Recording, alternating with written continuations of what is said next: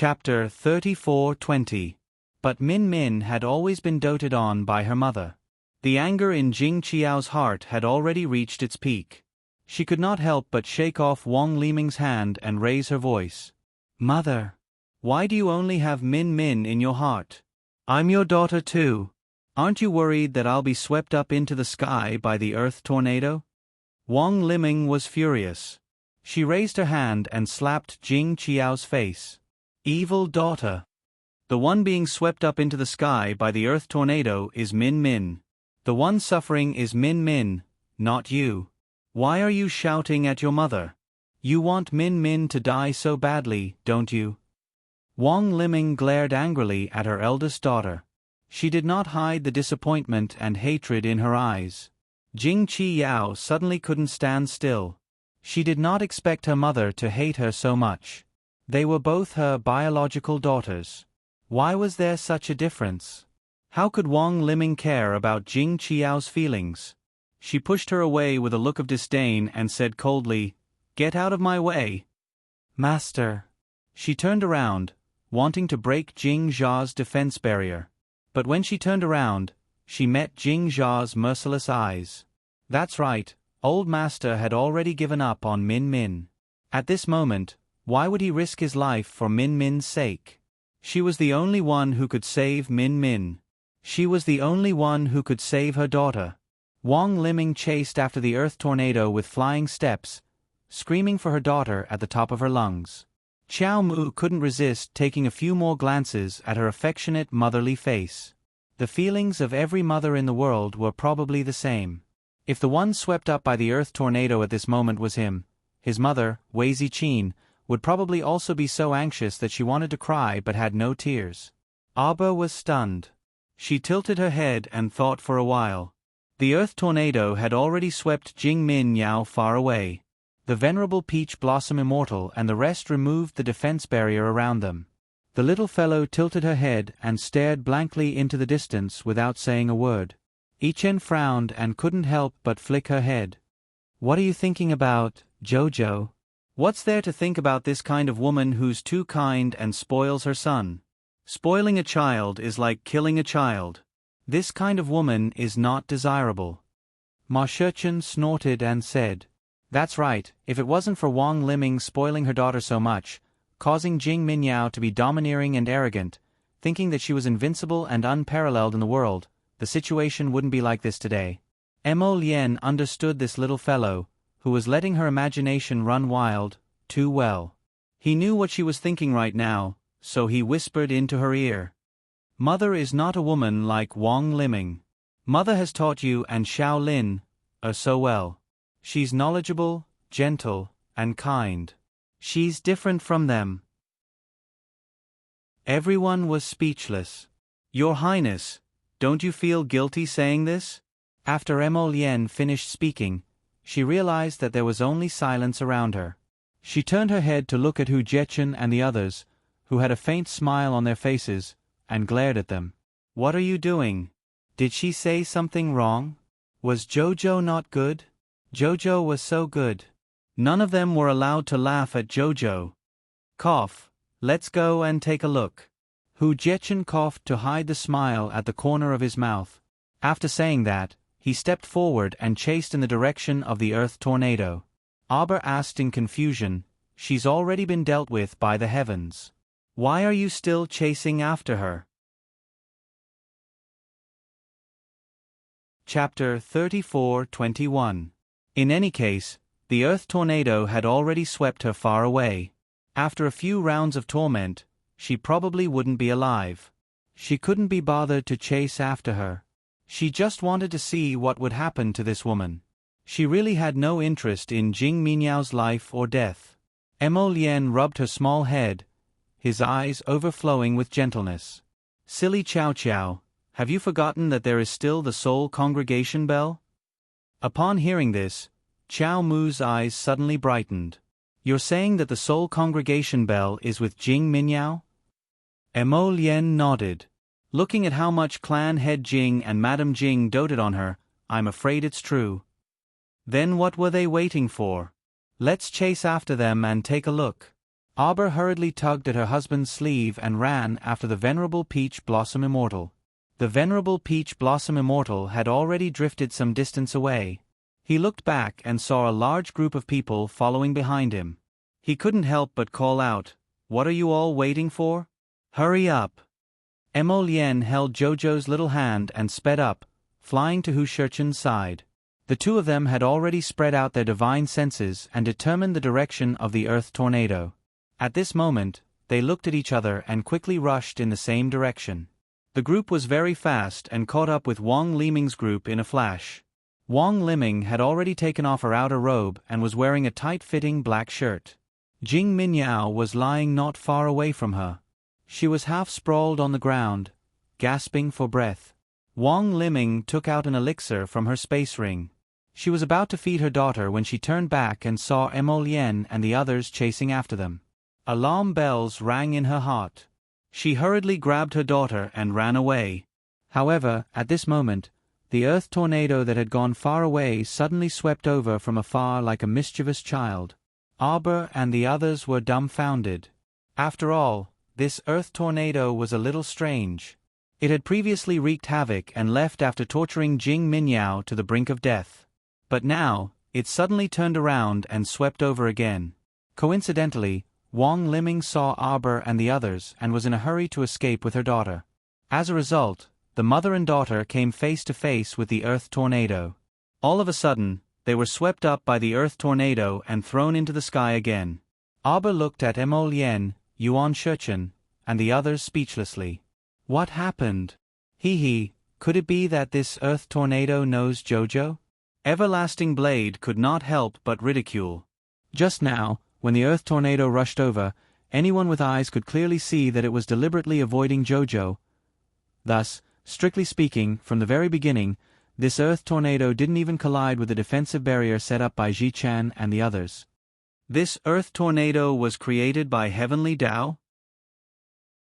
Everyone couldn't resist asking curiously as they looked at Arbor oddly. Lady Xiqiao could not help but lower her head to look at herself. Her gaze swept up and down her body, but she did not find anything wrong with her. I don't recognize it. When Emolien heard this, she couldn't resist bursting out in laughter. Jojo, this little oddball, was too comical. What did he mean by, I don't recognize it?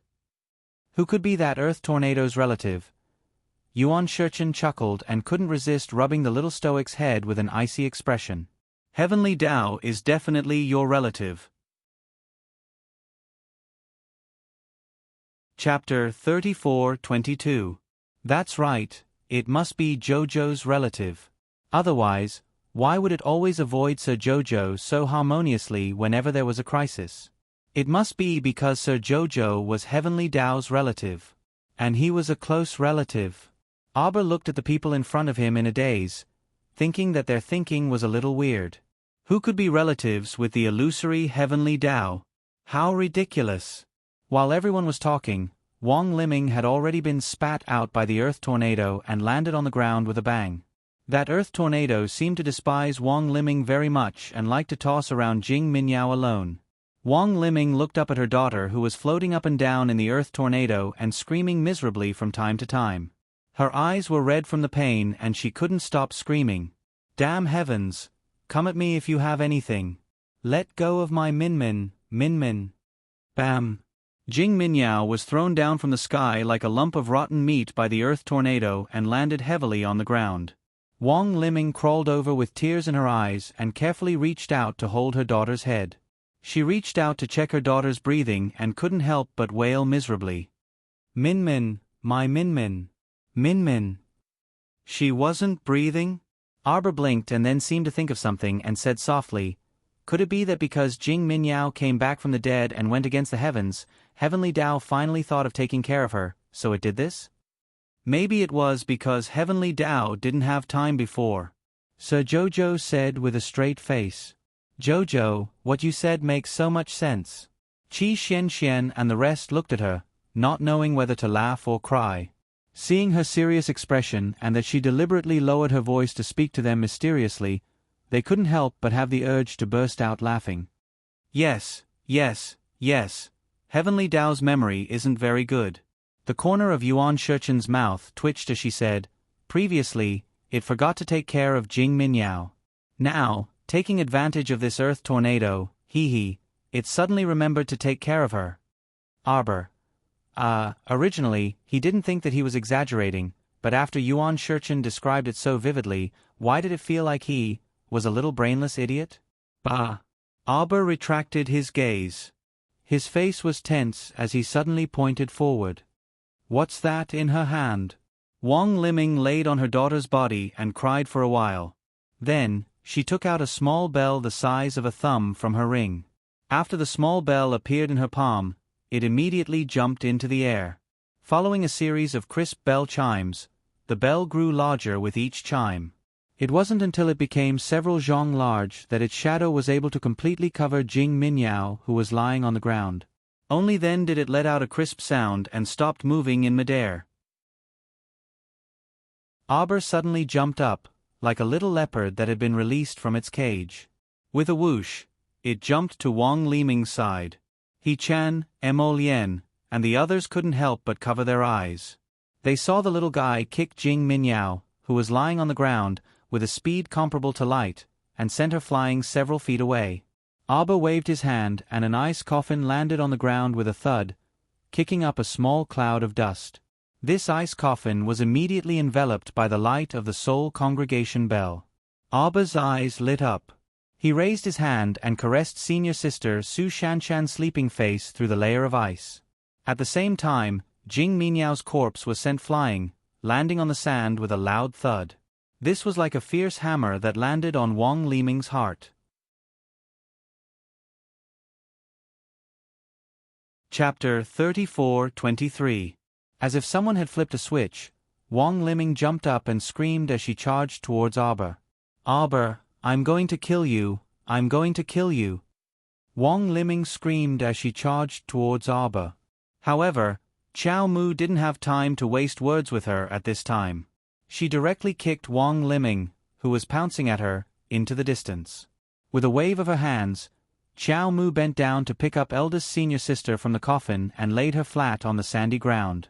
Jojo put away the ice coffin and quickly left the range of the Seoul convening bell. Just as she retreated, the Seoul congregation bell once again shot out a dazzling tricolored light that completely enveloped Su Shanshan. Arbor's eyes were filled with excitement. Her small face was brimming with rare joy. She looked up at Lien and tugged at his sleeve, unable to conceal her excitement as she exclaimed, "Quickly look, Lien, eldest senior sister has been enveloped by the Seoul congregation bell's light." That's right. The light from the Seoul gathering bell had completely enveloped Su Shanshan at this moment, illuminating her fair and delicate little face. It was as if she had been painted with a layer of faint aurora, instantly giving her a trace of spirituality and life. Don't worry, Jojo. The Seoul convening bell still needs some time to take effect, Ma Shichen said with a smile. Arbor knew that she couldn't be too hasty. She nodded and looked at the copper bowl-sized Seoul gathering bell in front of her with bright eyes. Her eyes were filled with anticipation. Yet Mo Lien couldn't resist creasing his brows, and he reflexively grasped her small hand tightly. Looking at Qiao Qiao's expression, which was full of expectation, if she found out that the Seoul gathering bell was actually useless, would Qiao Qiao be so disappointed that she would fall silent? Mo Lien squeezed her small hand and couldn't resist saying, "Qiao Qiao, you promised me before." Qiao Mu was startled. Afterwards, she looked up at Mo Lien and discerned something from his extremely serious phoenix eyes. She nodded obediently and patted his chest comfortingly. "Don't worry, I know. It's good that Grand Senior Sister wakes up, but if she doesn't, I'll find another way." How could she be the same as before, hiding in Paradise Planet for a few years as soon as she fell silent? Her current state of mind was far stronger than before. Moreover, Lotus was by her side. No matter what she encountered now, she would be able to handle it. Mo Lien looked at his wifey's expression and confirmed that she wasn't fooling him. He then let out a light sigh of relief and nodded with a smile. "I'm relieved that you can think this way. As long as his Jojo didn't go down a dead end, everything else could be solved later." The few of them exchanged a few words before Wang Liming ran over like a madwoman and slammed her head into the transparent barrier. Yes, it was the barrier. Now, the Soul Congregation bell had completely enveloped Grand Senior Sister, forming a complete, transparent barrier. Grand Senior Sister was lying peacefully inside the tricolored barrier. Qiao Mu gazed intently at the Soul Congregation bell. Only she could hear her thumping heart. It seemed that she had waited for too long. So long that she almost thought that Grand Senior Sister would never return to her side. Now, had the day finally arrived. Chapter 34-24. Su Shanshan was surrounded by the tricolored light, as if she was bathed in the tricolored holy light, serene and tranquil. Wang Liming was in a sorry state, but she struggled to crawl up from the ground. She scrambled over and hugged her daughter, Jing Minyao, before turning to glare at Qiao Mu with resentment and venomous eyes. She lowered her head and repeatedly called out, "Min Min, Min Min, Min Min." Jing Minyao's eyes were closed, motionless. Wang Liming reached out and touched Jing Minyao's nose, only to feel a bone-chilling cold. She couldn't help but shiver as she screamed out, "Min Min." She hurriedly hugged her daughter and rushed towards the tricolored barrier covered by the soul-gathering bell. Her head hit the transparent barrier, and with two bangs, she slammed into the barrier. However, the soul-gathering bell had already come into effect. The people outside naturally couldn't get in. What's more, it was a sacred tool. If it was so easy to break through the barrier, it would be ridiculous. Min Min. It's not like this. Wang Liming tried her best to hit the barrier and exclaimed, "It's not like this." "Mother." Jing Qiyao rushed over and grabbed her mother's arm. "Mother, don't be like this, okay? Min Min can't be saved, Mother." "Who said you can't be saved?" Wang Liming shook off Jing Qiyao's hand and glared at her, as if looking at an enemy. "You can't wait for your sister to die, can you? How could I give birth to such a heartless thing like you? If I knew you would become like this, I wouldn't have kept you when you made me suffer so much pain that I almost died from dystocia." Jing Qiyao's eyes widened in shock as she looked at her mother who said this in front of her. "So, it's not that I'm not good enough, and it's not that I'm disobedient. It's because when I was born, I almost caused Mother's death, so Mother has always looked down on me." Jing Qiyao sternly questioned. Her pair of eyes became incomparably red. "Yes." Wang Liming hugged Jing Minyao in her arms and stiffly replied with a single word. Jing Qiyao laughed like a madman. She finally had an answer to the question that had troubled her for so many years. However, it was better for her to have an answer like this forever. Good, good, good. Jing Qiao nodded repeatedly, her eyes coldly staring at Wang Liming and Jing Minyao. "Don't you love your youngest daughter the most?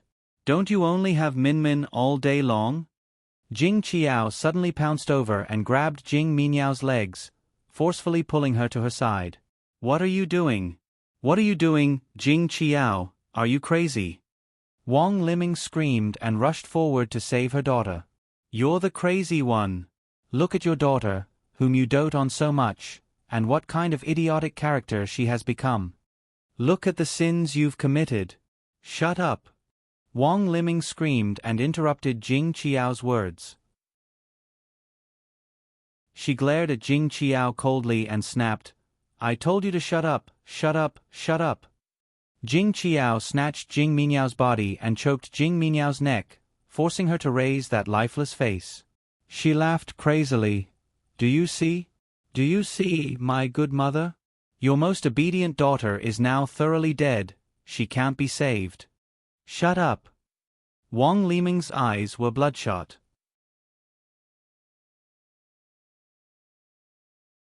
Chapter 34-25.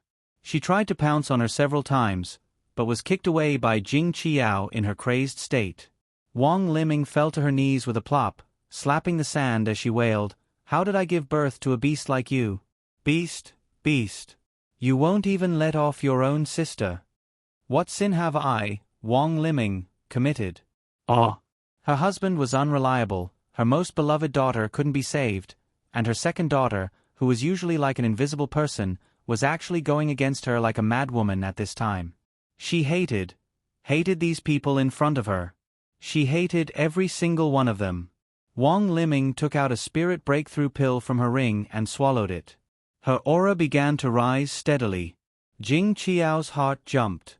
She grabbed Jing Minyao's neck and retreated a few steps. She stared vigilantly at her mother, and her voice became sharper as she shouted, "Mother, do you still not understand? Minmin can't be saved. Minmin has already used the soul congregation bell once. She can't use it a second time. Ah! I'll kill you, you beast."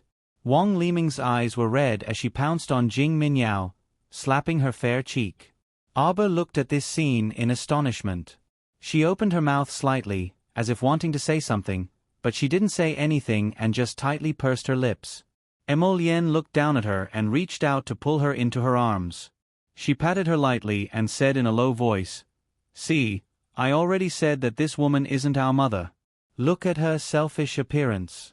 If it wasn't for her, how could the two daughters have ended up in such a situation where they were trying to kill each other?" Arber slowly nodded. Her mother, Wei Ziqin, clearly knew that she wasn't her biological daughter, but she treated her as if she was her own for many years. Just like the third Madame, Hua Shi, who didn't give birth to her two concubine sons, but still treated them like her own. Whenever they encountered trouble, she would protect them like a mother hen. Humans have feelings. Even though they are not your biological children, they are still better than your biological children. If you treat your children well, it is impossible for you not to reciprocate at all. Although the Madam of the Third Branch was a little ignorant, and it wasn't a good thing to spoil her son like this, Abba could vaguely see a bit of his mother's shadow in this madam. Furthermore, Madame Hua was not like Wang Liming, who spoiled her child excessively, so. On the day of the birthday banquet, she had spoken out to help Madame Hua. This was the reason. They're both your daughters, but your heart is so biased. Abba shook his head speechlessly. This Wang Liming could be considered a weirdo. She had been holding a grudge against her for so many years just because she couldn't give birth to the child on the day she gave birth. Watching the mother and daughter exchange a few moves back and forth, everyone felt a little speechless.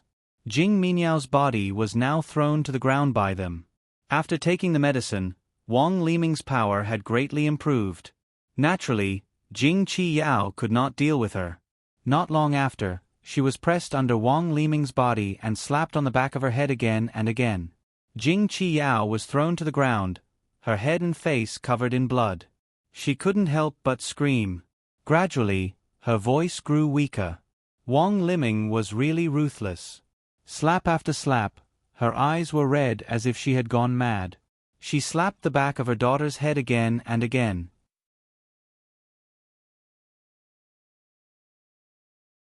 Chapter 34-26. Only when Jing Qiao's screams could no longer be heard did Wang Liming come back to her senses. "Ah!" She screamed and looked at her blood-stained hands. Her hands trembled slightly. After shaking for a long time, she finally flipped Jing Qiao over. All of a sudden, she met Jing Qiao's angry eyes. "Ah!" She screamed and jumped up. She took a few steps back and sat on the ground. Abba looked at this mother coldly. From the beginning to the end, they just stood by and watched. She didn't even care about her own daughter. Why should others care about her? What a joke.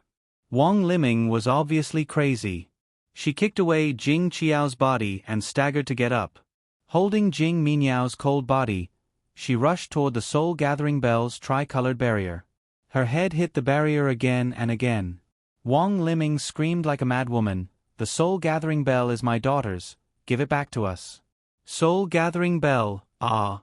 Before she could make another move, she was swept by a fierce gust of wind. Hugging Jing Minyao's body, she stumbled and fell to the ground. "Are you done being crazy?" Emolienne frowned and indifferently retracted her right hand. She looked at her coldly and said, "Your other daughter was right. Jing Minyao has already used the Soul Gathering Bell once. Even if you give her another chance, it will still be useless." "Who said it's useless?" "If you say it's useless, then it's useless." Wang Liming was obviously crazy.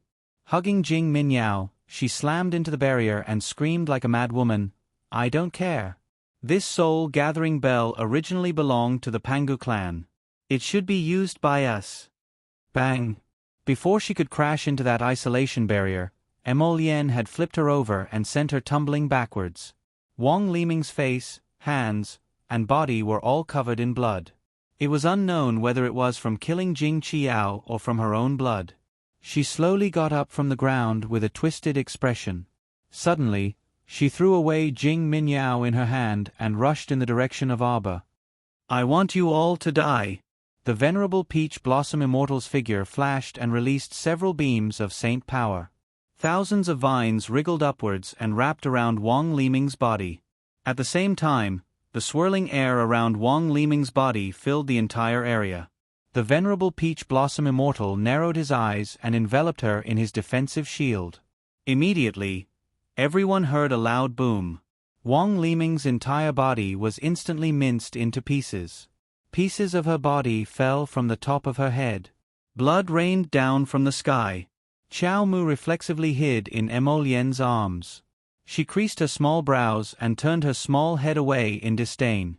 This Wang Liming was like a lunatic. She actually wanted to use self-destruction to drag them down to hell with her? How could this be possible? Why didn't she think that there were so many transcendent realms present? How could they let her, a spirit master, self-destruct? It was simply a meaningless self-destruction. When Arba turned his head to look again, Wang Liming's figure was already gone. Emolien flicked her finger and a cluster of black flames landed on the corpse on the ground. It burned her until there were no bones left. Burn Jing Minyao and Jing Qiao too. Arba looked at Jing Qiao, who was facing the sky with her eyes wide open as if she was questioning God, why she was treated like this. He could not help but shake his head.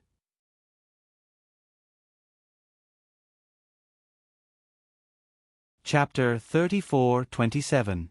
Wang Liming was truly interesting. She didn't like her daughter, Jing Qiao, very much because of her difficult labor. In the end, she was so deranged that she killed her. This kind of mother simply couldn't compare to her mother, Wei Ziqin. Jojo's lotus was right. Wang Liming and her mother, Wei Ziqin, were two completely different types of people. With a flick of Emolien's fingers, 2 clusters of black fire landed on Jing Minyao and her sister's bodies, incinerating them completely. Only then did everyone turn to look at Su Shanshan, who was enveloped by the Soul Congregation bell with her eyes closed and a peaceful expression on her face. A long time had passed, so long that Arba couldn't help but slightly clench her fists. Her expression also started to show some unbearable restlessness. Emolien could see her unease, so she reached out to hold her small hand and said softly, "Don't be anxious." Could it be that it was as Lotus said, that this Soul Congregation bell really might have no effect on eldest senior sister? Arba's hand, which was hidden in her sleeve, clenched tighter and tighter. The moment she thought of this, even her breathing seemed to quicken. Emolien pulled out her other small hand, which was hidden in her sleeve, and gently pried open her fingers one by one. She smiled and looked down at her. "Jojo is nervous." Arba nodded, her pair of black eyes staring unblinkingly at the man in front of her. Although she had already prepared herself for the worst, she still had great expectations and hopes in her heart. She wanted eldest senior sister to come back to life. She wanted eldest senior sister to return to the holy water sect. She had been lying alone in the ice coffin for so many years. It had been long enough. "Quickly look," Qi Shenxian shouted, drawing Arba's attention back to eldest senior sister. The 3 beams of light shot out by the soul-gathering bell had already disappeared, and the whole bell was shrinking in the air. Then, it suddenly broke into pieces and fell to the ground.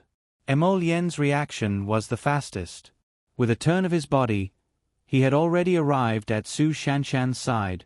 With a move of his finger, a thin piece of white brocade unfolded and floated in the air, catching many of the fragments. The white cloth and a handful of shards fell into Emolien's hands. Emolien lifted a corner of the white satin and nodded in satisfaction.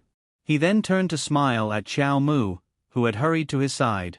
"Although this sacred weapon is useless now, its fragments can still be reused.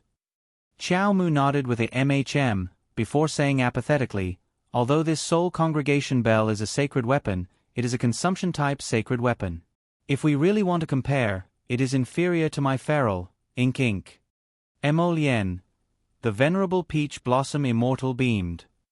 Jojo, quickly see if your senior sister has woken up. Aba nodded and quickly walked to Su Shanshan's side. She crouched down and cautiously inched closer to Su Shanshan's small face, which had regained a bit of color.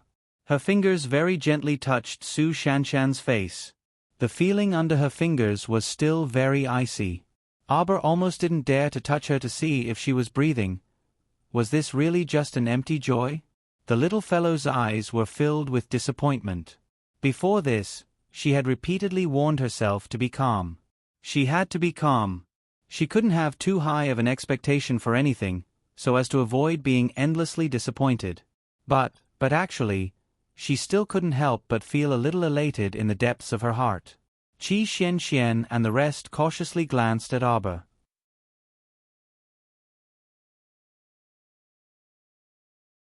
Chapter 34-28. Everyone looked at each other. Liang Qingqing could not help but say in a small voice, "Jojo, your eldest senior sister seems to. She could not continue, but everyone knew what she was trying to say. It seemed to be useless. That's right, the soul-gathering bell had no effect on Su Shanshan. Although Su Shanshan was lying on the sandy ground, she did not have any reaction until now. Logically speaking, if the soul-gathering bell was useful, no matter how weak she should have slowly opened her eyes. Maybe it's because eldest senior sister has been gone for too long. This soul-gathering bell can't gather all of her soul for the time being. Don't worry, Jojo, we'll take it slow."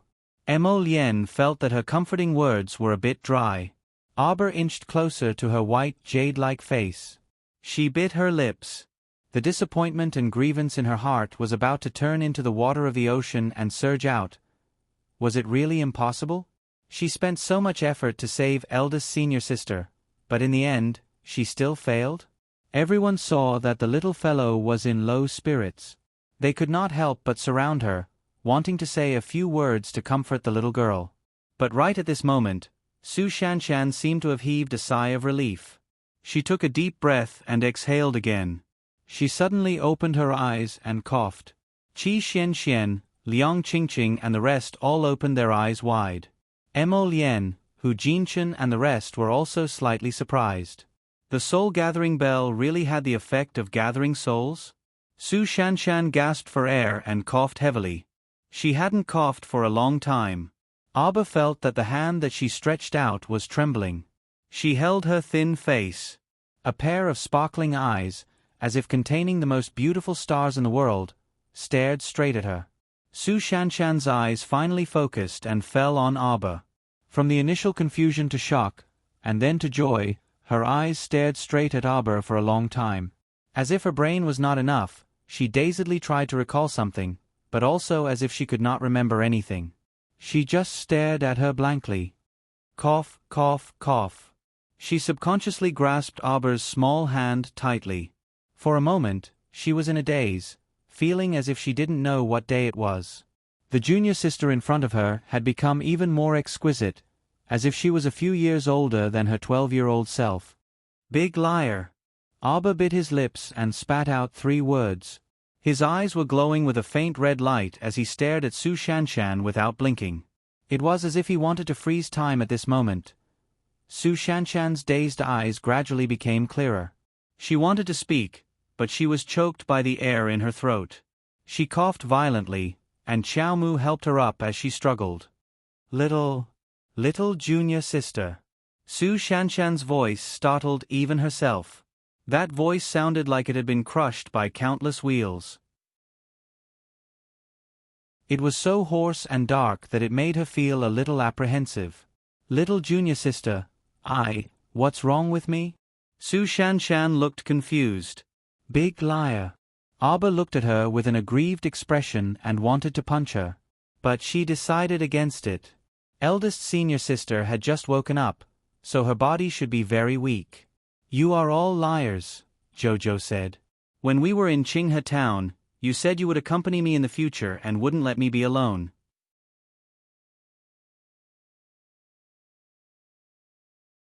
Chapter 34:29. But later, I hugged third Marshal Aunt's head and placed her by your side. I called you eldest senior sister, and I called third Marshal Aunt, but neither of you paid any attention to me. As Abba spoke, she felt that she was really strange. Why did it seem like transparent water droplets were falling from her eyes again? Su Shanshan's heart tightened. She felt that some of her memories seemed to be a bit jumbled up. Although she didn't quite understand what was going on, she still reached out and pulled her little junior sister into her arms, hugging her tightly. Then she said very firmly, word by word, Don't worry, little junior sister. Eldest senior sister won't lie to you in the future. Definitely. Abba lay on her shoulder soundlessly. It seemed like she could only feel her body trembling slightly. But Su Shanshan felt that her shoulder was scorching hot, as if something was burning a hole there, as if something was pouring into her veins. It was as if everything in front of her seemed to come alive again. The two apprentice sisters went to Paradise Planet, as if they had endless things to talk about. Su Shanshan discovered that time had already moved forward by 4 years. Naturally, she was very surprised. She had too many things to understand. Although you asked Jojo 10 questions, she would probably only answer one. But Su Shanshan had long gotten used to this little fellow's personality, so they could chat for a while. Emolien's side was much more straightforward. After Jojo left, Emolien summoned Huifeng and had him take people to finish off the Pangu clan's patriarch Jing Ti, as well as all of the Pangu's direct descendants. Don't leave any loose ends behind, Emolien instructed indifferently. Today, they brought so many people to force the Pangu clan's patriarch Jing to finish off his daughter, Jing Minyao. Although Patriarch Jing had given in, Emolien never believed that human nature would give in so easily. Patriarch Jing probably hated her and Jojo to the core right now. If he was given a chance, he would definitely plot a counterattack. That would be too troublesome. Emolien did not want to waste her time cleaning up the mess left by the Pangu clan. She might as well annihilate all their direct descendants. As for the old, weak, women, and children of the Pangu clan, for the civilians, it did not matter much who was in power. As long as they had enough food and drinks, they were happy enough. Huifeng led the Purple Forest Guard and a group of Clear Pass City border guards over. Aber and Su Shanshan chatted for a while. Seeing that she didn't look well, he was worried that her body might not be able to take it, so he persuaded her to rest. By the time Aber came out of Paradise Planet, Huifeng had just returned with his men, and he quietly reported to Emolien several times. Emolien nodded indifferently, indicating for Huifeng not to say anything else. She then walked towards Aber. Xiao Mu glanced at him in confusion. What are you blabbering about? Nothing. Emolien smiled and pinched her little face. Jojo, come with me. Okay. Aber followed him and returned to the Pangu clan's camp. Aber suddenly remembered the people he had stored into his storage talisman. He waved his hand and let them all out. The Pangu clansmen all knelt down in gratitude and thanked him for saving their lives. They had all seen how dangerous the situation had been and remembered it in their hearts. The Crown Princess had put aside their former enmity and stored them into a magical artifact. That was how a great disaster had been averted.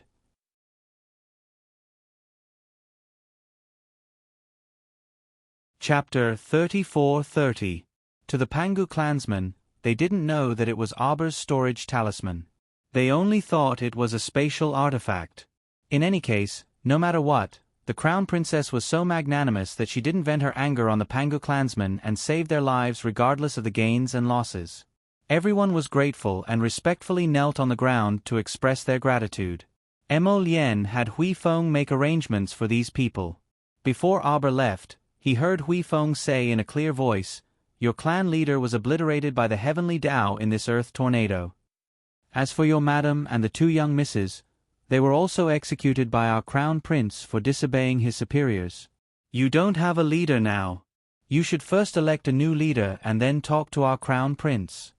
Arba looked up at Emolienne curiously. Jing Jia is dead? Emolienne smiled and nodded. Yes. You sent someone to do it.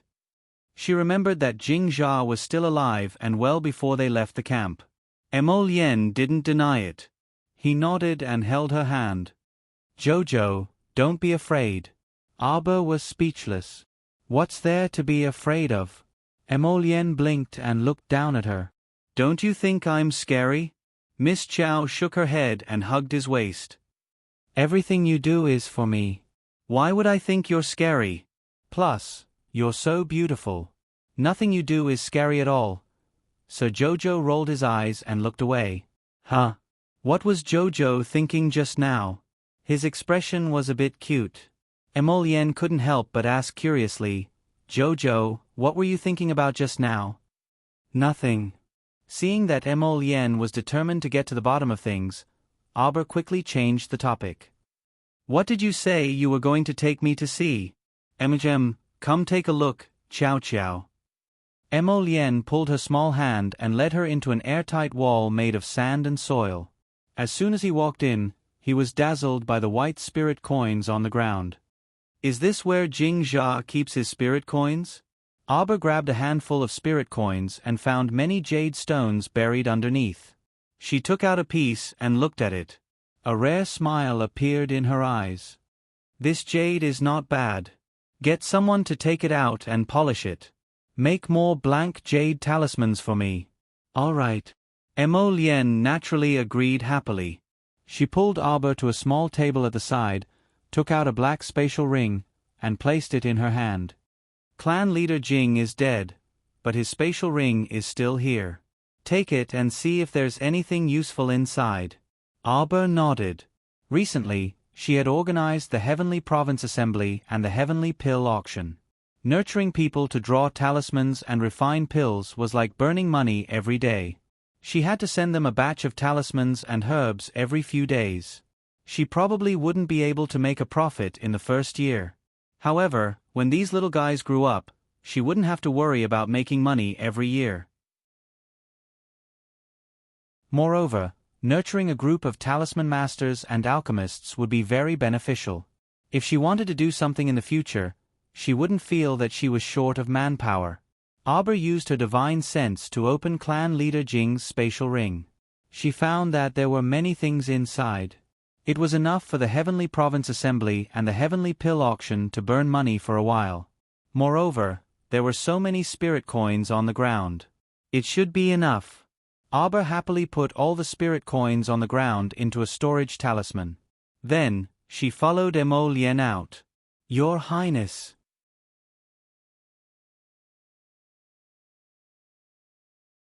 Chapter 34-31.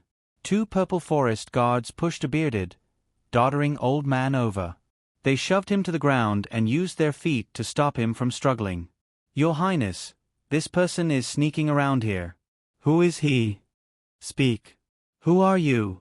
Emolienne looked at him coldly, a cold glint flashing through her eyes. This person was hiding here sneakily. He was most likely a servant of the Jing clan's direct line of descent.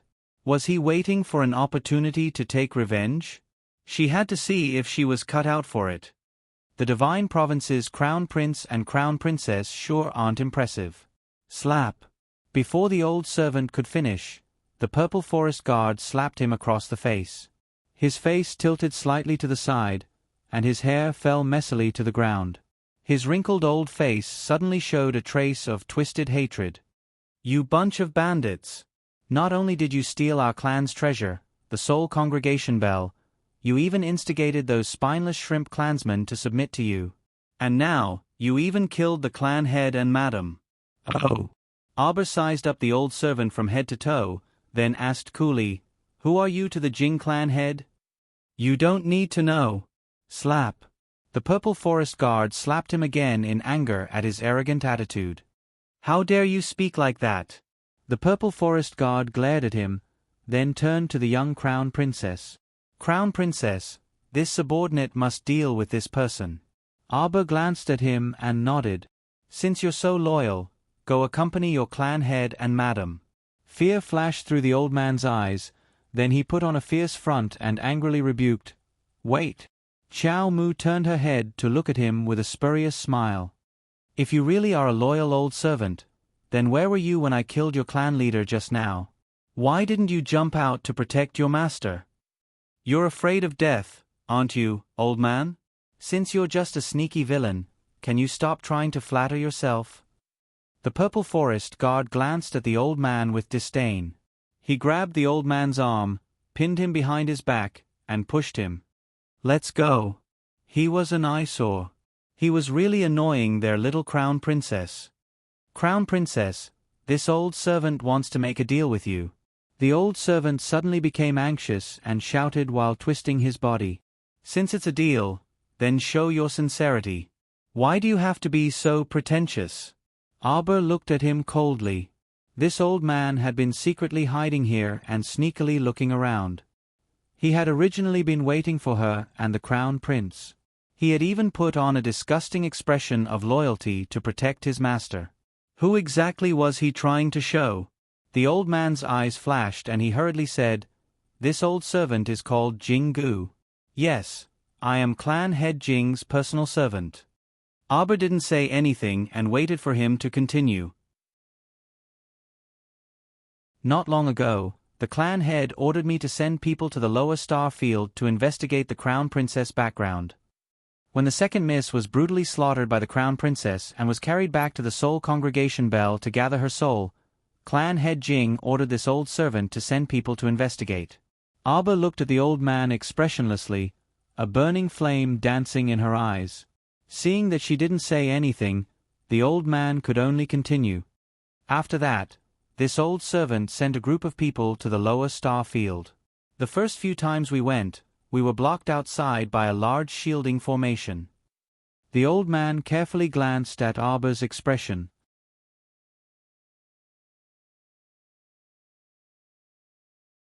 Chapter 34-32. There were also a few times where they lost their lives in special passageways. Therefore, this old servant has sent out about 10 groups of people, but it seems that only one group successfully arrived at the capital of the Mo Kingdom. It's this group of people who arrived at the Mo Kingdom capital with great difficulty. They've sent back 2 messages to me, saying that another group of people also arrived at the Mo Kingdom capital at the same time. It seems like they also want to attack your family. However, it's very unfortunate that the group of people I sent later seem to have been annihilated by someone in the Mo Kingdom capital. They were like pebbles thrown into the sea, and no more news came back. After saying this, that old man glanced at the expressionless Chiao Mu again. He gritted his teeth and said, "This old man means, I know that you want to say that Jing Minyao is merely taking the blame for someone else. The real culprit may still be hiding behind the scenes." Arbor said coldly, "Jing Minyao also said that Jolin was thrown to her by a black-robed man. Who is this black-robed man?" The old man's eyes flickered, and he shook his head and said, "This old servant does not know." Arbor shot him a cold glance. "What do you want by saying so much?" "Honorable Crown Princess." The old man suddenly changed into a rather flattering attitude, bowed and said, "This old servant is telling you all this because—" His eyes rolled, and he chuckled. "This old servant is also an old member of the Pangu clan. Even if I don't know the Pangu clan's past like the back of my hand, I am still very—" "Get to the point." Arbor coldly interrupted him, looking at him with a mocking gaze. "Crown Princess, if you can hand over the Pangu clan to this old servant to manage, then—" As soon as he finished speaking, the thunderous cheers of the Pangu clan members came from the other side. The new clan leader candidate had probably been chosen. Arbor looked at him with a mocking gaze. "You heard it too. You don't have a chance." Jing Chu gritted his teeth unwillingly, but he still said with an obsequious smile, "In that case, Crown Princess, please agree to a small request of mine. I was originally the guardian of the Soul Convening Bell. I have an extraordinary sense of familiarity with the Soul Gathering Bell. Now that the Soul Gatherer Bell has been destroyed." He sighed and said, "Then this old servant would like to request that the fragment of the Soul Congregation Bell be returned to this old servant for safekeeping, so that I can get rid of this thought." I have nothing else to ask for. Crown Princess, please grant this small request of yours. Abba sized him up and then turned to Emolien. Is there anything else other than the broken pieces of the soul-gathering bell? When Jingu heard the little Crown Princess ask this question, although he tried his best to remain calm, his heart was like a huge wave rolling over and over. He wished he could pounce on the Crown Princess and bite her to death. This little girl was too smart. He hadn't even said anything yet, but she was able to make the connection from just a few words. Emolien curiously took out the white satin cloth that wrapped the soul-amassing bell fragment from her inner world. After flipping it open, her fingertips moved around the fragment and took out a black key that was only the size of a little finger. The color of the key and the fragment were very similar, so the Crown Prince didn't notice it before. Prince Amo looked at the old man Jingu with a smile that wasn't a smile. The corner of his mouth curled, and he raised the little key with his fingertips, revealing a trace of a smile. Many thanks. Naturally, he had to thank this Jingu for providing such reliable information.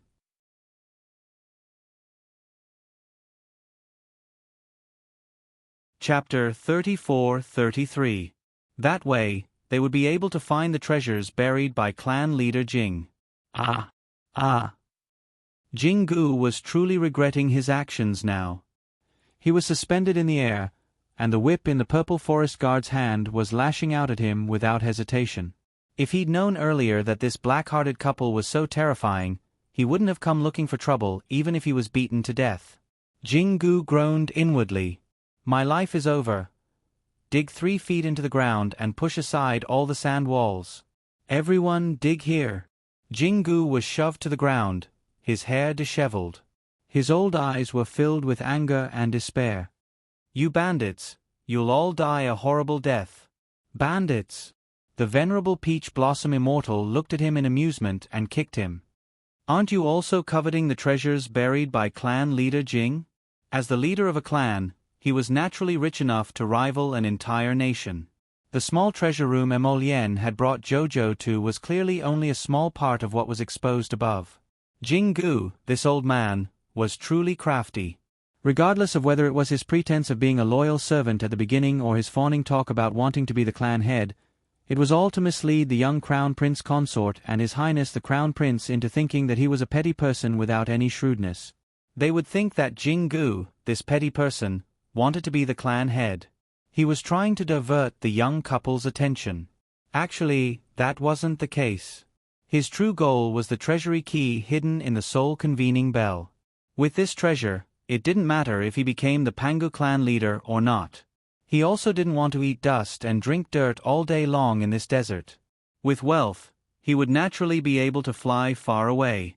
No matter where he settled down, he reckoned that he would be a person with wealth in his hands and would be able to get whatever he wanted. Bang bang! The large excavating tool forcefully excavated the ground that was buried in layers of sand, revealing a long and flat underground staircase that was about a few meters wide in the middle. Aber handed several dozen storage talismans to the venerable Peach Blossom Immortal and had him take little Tai Sui, Liang Qingqing, and the others down to collect the items. They busied themselves until night fell. After the group of people came up, Qi Xianxian's small face was flushed red. She pulled Aber and chattered non-stop. You don't know, but that Jing clan leader is really a master at accumulating wealth. I feel that no matter how much money your small organization like the Heavenly Elixir Store burns, 30 million spirit coins a day, it can still burn for decades. Aba's eyes lit up. He took the pile of storage talismans from the venerable Peach Blossom Immortal and checked them one by one. His eyes lit up even more. I'm rich. Everyone looked at her amused expression and couldn't help but want to laugh. Jing Ting of the Pangu clan was indeed a hidden magnate, as Xianxian said. What do you want? Aber asked his companions. Everyone shook their heads. They usually ate and lived on Paradise Planet, so they didn't really need anything else. Besides, Jojo had left all the treasures in Paradise Planet's treasure vault. If they needed anything, they could just call him and go get it. Aber blinked, nodded, and said to Qi Xianxian, this time, the Mu clan won against me. Later, we can go to their Morning Sun Pavilion to play. I'll take you there. In other words, it was better to go back and scam the Mu clan. Everyone, the Mu clan was really unlucky to have provoked a little devil like you.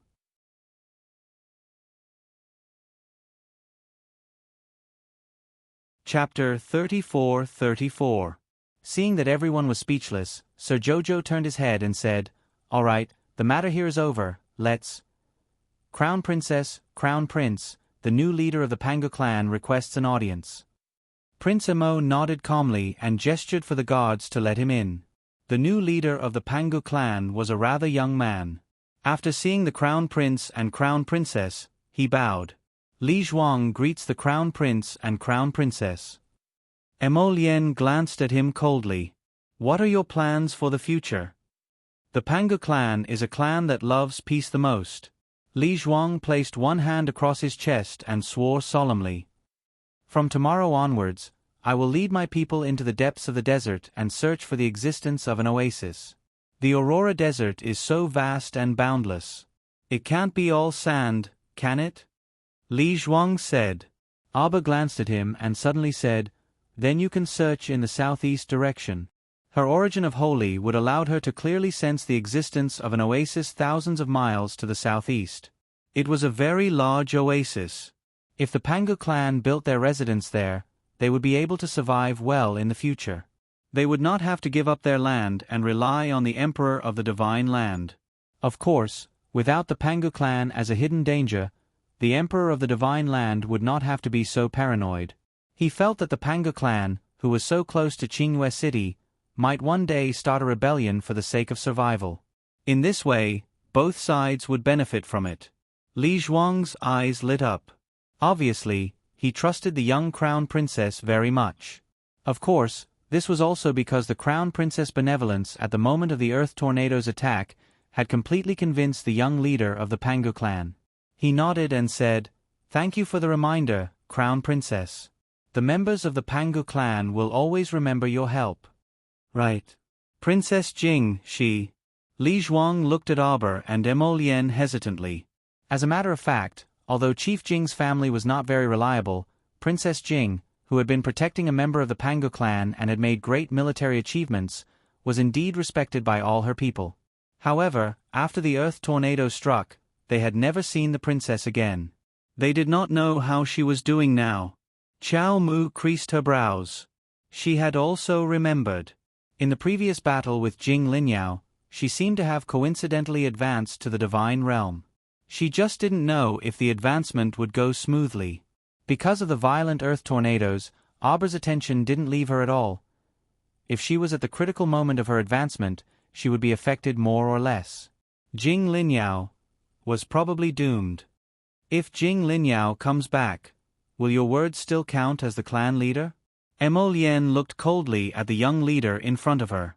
Even a fool could see the threat in her eyes. He didn't want Jing Linyao to instigate and fool them, and they would turn around and deal with his Chow Chow. If these people were still troublesome, Prince Mo would not be merciful to them. The Pangu clan can swear to the heavens that they will never betray the Crown Princess. Li Zhuang hurriedly explained with one hand across his chest. "Very good." Emo Lien glanced at him coldly.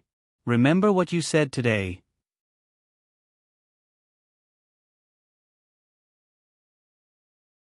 Chapter 34-35. Go back to your oasis obediently and live a good life. Don't do anything unnecessary. Yes. I, Li Zhuang, will remember what your highness said today. Li Zhuang bowed respectfully. When he turned to leave, the cold sweat on his forehead was already dripping down. The Crown Prince's eyes were too cold. What he meant was that he had to hold the position of clan leader and not let Jing Linyao take it away from him again. If Jing Linyao and the members of the Pangu clan were up to some trouble to deal with the Crown Prince's wife, the Crown Prince would certainly not tolerate them anymore. Clan leader. At this time, several Pangu clan members walked over with a woman who was screaming desperately and an average-looking young man.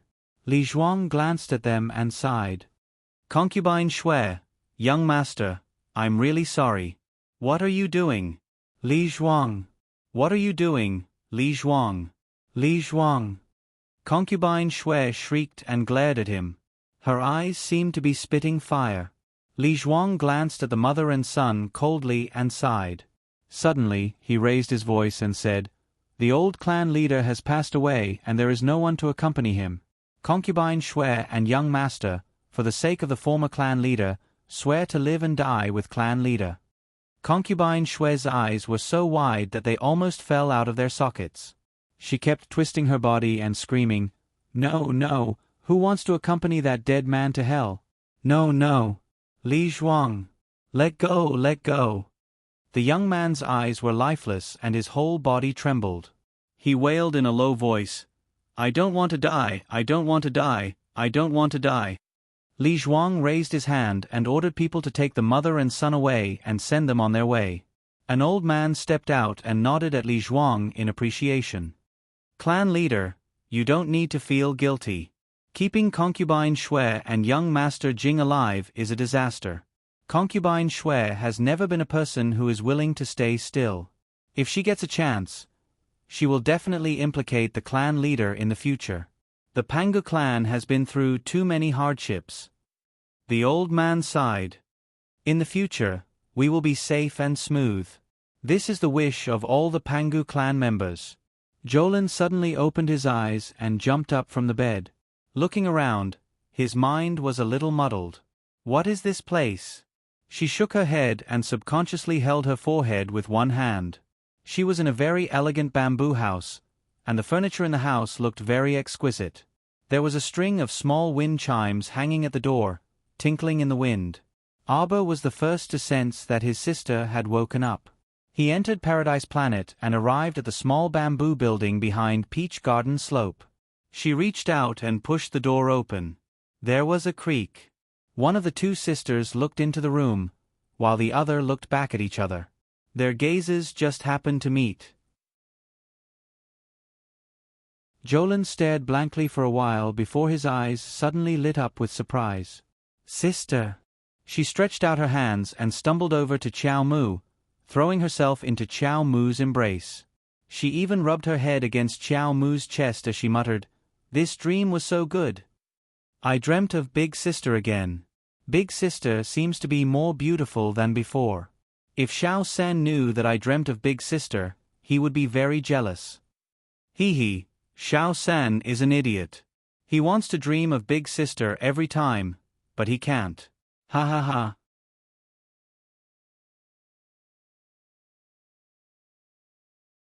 Chapter 34-36. Arba was speechless as he looked down at his silly and adorable sister. He reached out a small hand and gently stroked her head. "Little Lin, Jolin's head rubbed left and right against her neck with a blissful expression on her face. "Big Sister, did you bring me something delicious?" Arba was speechless. "Our family has never mistreated you, right, sister? Why is it that the moment you see sister, you want to eat?" Cough. Arba reached out and pulled little Lin Er's head away a little. He looked at her with a serious expression and said, "It's not a dream." It's not a dream." Jolin repeated her words. Her eyes curved into crescents as she raised her little neck and stared at her blankly for a long while. Then, her eyes suddenly widened, and a high-pitched cry broke through the little bamboo house. "I'm not dreaming?" Arba could not help but raise his hand to his forehead. He got up and brought his sister to the table to sit down. He poured her a cup of fragrant tea and placed it in her palm. "Sister is sitting right beside you. You're not dreaming." Jolin put down the cup in her hand. Suddenly, she reached out and pinched Arba's little face. "It doesn't hurt." Arba stared at his stupid sister speechlessly. "You pinched me. Of course it doesn't hurt." "Your sister, why is she doing the same thing as the little monk?" If Arba had a beard, he would definitely be blowing his beard and glaring at her right now. Jolin looked at her embarrassedly. "Benefactress. Benefactress. Benefactress." Jolin chuckled. "Why am I hallucinating? Did you hear Kongkong's voice?" "No hallucinating." Arba got up and walked to the door. He reached out and opened the door. He saw the little monk with a shiny bald head running in with small steps. "It's Kong Kong," Arba turned and said to little Lin, Jolin's eyes widened instantly, and she jumped up from the stool. "Kong Kong." Chow Lin pounced over and hugged the chubby little monk. She raised her hand and heavily slapped his butt. "You little rascal, you really worried me to death." Kong Kong hurriedly covered her buttocks with her hands and cried out in panic, "Dada, Dada, how dare you? How dare you, benefactress's younger sister? You, how dare you? Men and women shouldn't touch each other. How can you spank this little monk's butt?" He stuttered. His chubby little face even had a look of horror on it. It was hilarious. The corner of Arba's mouth twitched, and he raised his hand to his forehead speechlessly. Xiao Lin on the other hand, was all smiles. She hugged the little monk lovingly and said, "Aya, my chatterbox is really so noisy and empty. I missed you so much. Come, let me give you a kiss." "What nonsense are you spouting? No kissing." The little monk pressed his hand against Jolin's mouth and said with a serious expression, "This little monk is never talkative or noisy.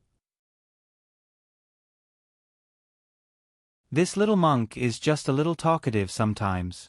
Jolin laughed loudly. She turned and ran to Arba's side with Kong Kong in her arms. She placed Kong Kong on the seat beside her and reached out to hug Arba. She rubbed her big head against her neck. "Sister, sister, sister." Arba's heart melted into a mess from her rubbing. A faint smile appeared on her lips. She reached out and stroked her fluffy little head. She sighed softly and said, "Little Lin, you're almost a big girl.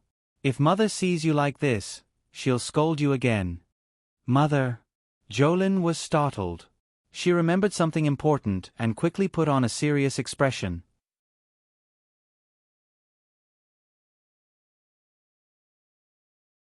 Chapter 34-37. Grasping Arba's hand, Xiao Lin said anxiously, Sister, let's hurry back. Hurry back to Seekong Planet. Many people have barged into the Mo Kingdom capital and made a beeline for our home, wanting to deal with us. However, due to the various talisman arrays you set up in the sky above our home, these people can't completely break in for the time being. But they've already started using the lives of the city's citizens to threaten us. The old great king of the Mo Kingdom is at his wit's end. We. Don't be anxious, speak slowly. Arba's eyes instantly turned incomparably icy, and she stroked the back of Xiao Lin hand. Sister already knows the gist of the matter. It won't take much time to go to Seekong Planet. We can set off immediately.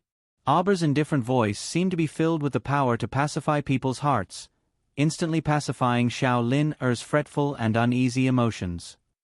Sister. Xiao Lin hurriedly said, Really? Our trip to Seekong Planet really won't take much time? Why did she remember that when those black-clothed men captured her and brought her here, they seemed to have passed through a very long passageway? In that passageway, her entire body was scraped painfully by the airflow, as if she could die at any time. Just the time spent in that passageway alone felt like it had exceeded 24 hours. Arba nodded and placed the teacup in her hand again. You just recovered from a serious illness and need to properly recuperate. Tell Sister clearly how many people have invaded the Mo Kingdom capital. About 20-something people. The number doesn't seem to be many, but their cultivations are all very high. Every one of them is a peak great mystic cultivator. At this point, Xiao Lin's eyes revealed a faint trace of panic. I saw them directly exterminate 10 great mystic cultivators with a raise of their hands. The Mo Kingdom capital's guards have suffered countless casualties. Sister, let's leave right now. I'm afraid that if we delay any longer, even the old great king and them won't be able to hold on. Arba nodded. Okay. She stood up and opened the door to the small bamboo house, leading Xiao Lin out. Seeing the sisters come out, Emolien, He Chen, and the others turned to look over, asking, What are your plans now? Jojo. Let's return to Seekong Planet first. Emolien frowned. Alright. How's the situation over there? Is it serious? Before Abba could speak, Xiao Lin quickly nodded and said, "Brother-in-law, let's go back quickly. I'm afraid it's been a few days since I was captured. I'm worried that my parents won't be able to hold on for much longer." Once those people broke through the talisman array above the Qiao residence, the consequences would be unimaginable. Right now, with Big Sister's array formation, we can still hold on for a bit. Jolin said, "But when I left, those people were already impatiently capturing people in the city to threaten your father. I'm worried that the old great king might not be able to hold on. Currently, the Mo Kingdom capital's guards were helping the Qiao family fend off the invaders. Once the old great king was forced to withdraw his troops, Jolin didn't dare to imagine the consequences." Mo Lien's eyebrows flashed with a hint of hostility. A bunch of death-seeking maniacs, they really were tired of living. Arbor walked to his side and reached out to grab his hand, saying softly, "Don't worry, we'll go back right now. Those who vainly tried to touch our family, let them pay with their lives," Arbor said indifferently, not revealing the slightest trace of anger on her face.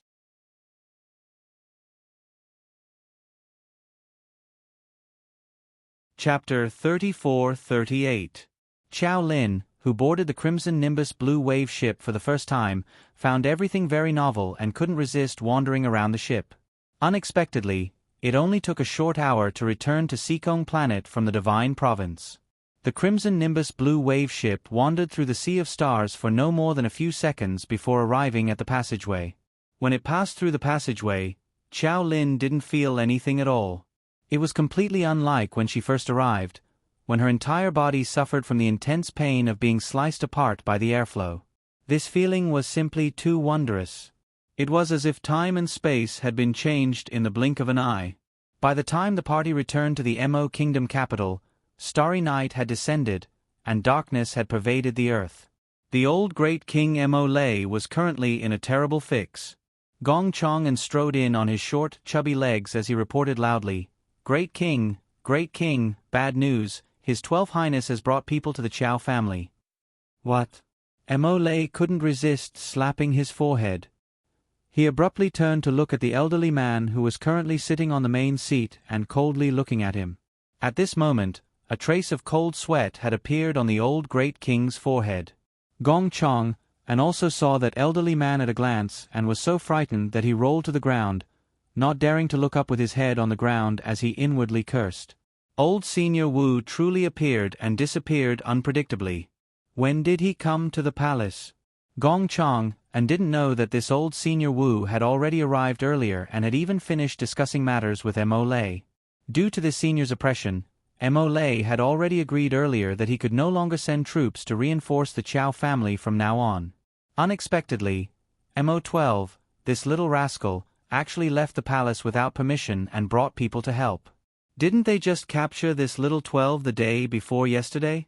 Who knew that this child would actually be so disobedient? Mo Lei cautiously cast a glance at the elderly man and cupped his hands, saying, "Senior Wu." The elderly man casually waved his hand, stopping the old great king from continuing. His eyes carried a trace of coldness as he glanced at him and said, "It seems that the great king wants to feign compliance?" "No, that's not it."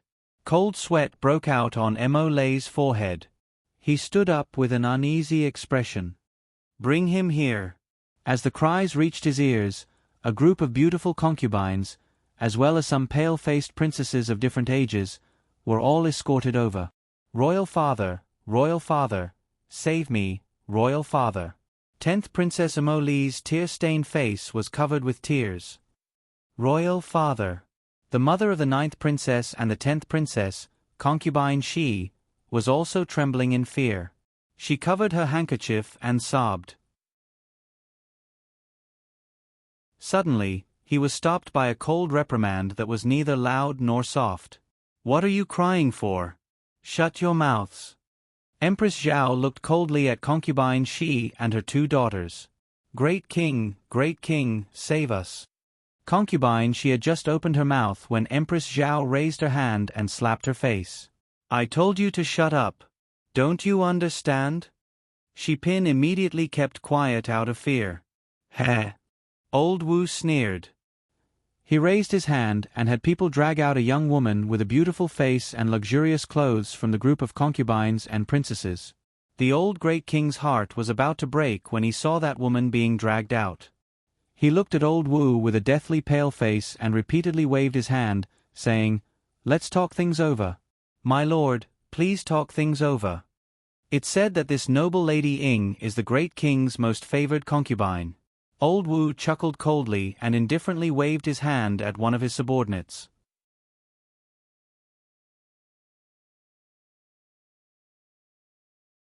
Chapter 34-39. Noble Lady Ying didn't look sideways. She didn't even make a sound when she was pushed out by the crowd. She only stared coldly at Old Wu. "Good, good." Old Wu smiled in praise. "You have backbone. You're a woman with backbone." Although he was smiling, he couldn't hide the cold, murderous intent in his eyes. The great King Mo stood up in a fluster and shouted at Old Wu, What do you want? We already promised you that we won't send reinforcements to the Chow family. Why are you still capturing people? Is the great king joking?" Old Wu snorted, his gaze sweeping over the red-faced great King Mo. "Didn't this old eunuch say just now?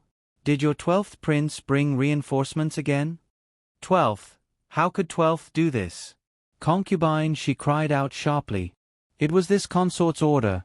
Empress Zhao coldly interrupted Concubine She's cry and looked indifferently at Old Wu. "The great king is being threatened by a crafty villain like you because of our lives. But they're afraid of death, but this consort isn't." Empress Zhao stared coldly at Old Wu and said with a sneer, "If you want to kill me, then do as you please. The Chow family is the crown princess's maternal family, which means they are our Mo family's in-laws. Now that our in-laws are in trouble, how can we not help them? Great king, do what you should do. Don't worry about us." "What?" Concubine She's face instantly turned incomparably pale. She couldn't help but roar at Empress Zhao. "Queen, you don't want to live, but we. My Mo Shui and Mo Li are still in their prime. Can you bear to let them sacrifice their lives for the Chow family and die in vain?" "Idiot!"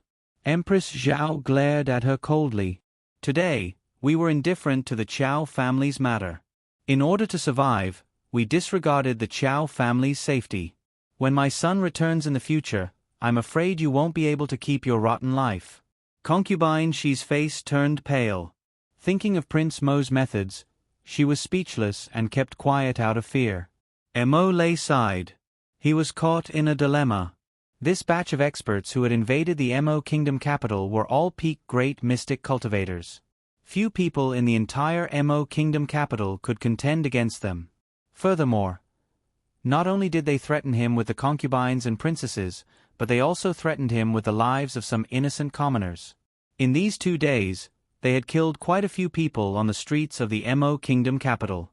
The entire city had practically flowed with blood, and corpses were strewn everywhere. It wasn't that he only cared about the lives of his concubines and daughters. This also involved thousands of innocent people. He had no choice but to agree not to send more troops to assist the Chow family. He also knew that once he made this decision, the enmity between him and the little crown princess would deepen. The old great king heaved a long sigh, and his entire body slumped down on the throne. "Great king." Empress Zhao's cold voice sounded indifferently. "Just stick to your heart.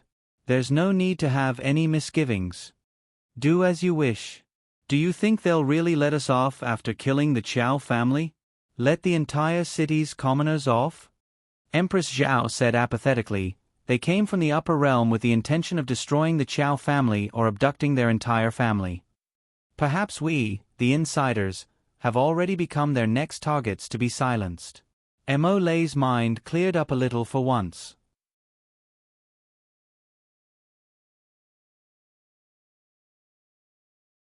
Chapter 34-40. An aged voice said faintly, "Great king, the queen is right. Even if we don't resist now, we can't escape death." Empress Dowager. Concubine She wanted to wail again, but the old Empress Dowager glared at her coldly. She shrank back and didn't speak. The great king looked at his wife and daughter with teary eyes.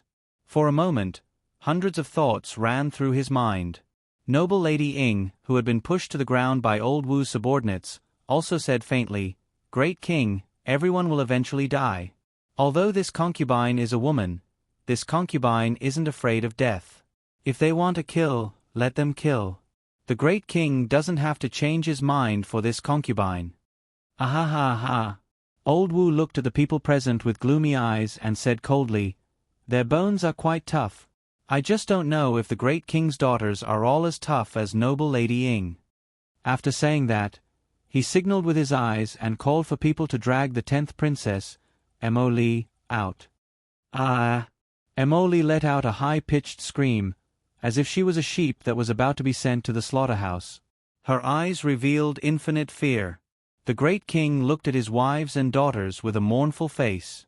The bitterness in his heart was about to overflow. Emily, the 8th princess, Mou, was about to walk out of the crowd when her mother, Su Shufei, forcefully pressed down on her arm.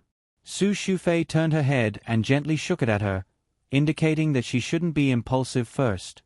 "Emily, my daughter." "Concubine," she wailed, but she stood in place and didn't rush over to save her daughter. Old Wu's subordinate, who had dragged Emily out, used the tip of his knife to pry open Emily's outer robe. However, Emily's outer layer of clothing had already been stripped off with a flip of her body. Her eyes were filled with fear as she let out an "ah" cry of alarm. Her long hair fluttered along with that person's knife. She hurriedly reached out to cover the front of her robe. She was frightened like a frightened rabbit and screamed, "Royal father, royal father!" The great king of Mo slammed his palm on the chair with a bang. "Stop it! The great king should immediately give the order to bring the imperial army to the Chow family's courtyard and help our people break into the Chow family's residence."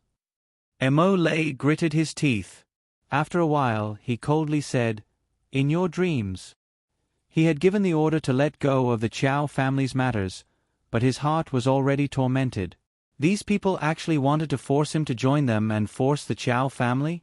How could he do such a thing? He he. Old Wu sneered. With a wave of his hand, Emily's clothes fell off like snowflakes. She was so frightened that she was like a little chick that had been strangled by the neck. She let out mournful cries as she hugged her body tightly with both hands. She squatted down and curled up into a ball, trembling in fear as she kept calling out, Royal father, save me."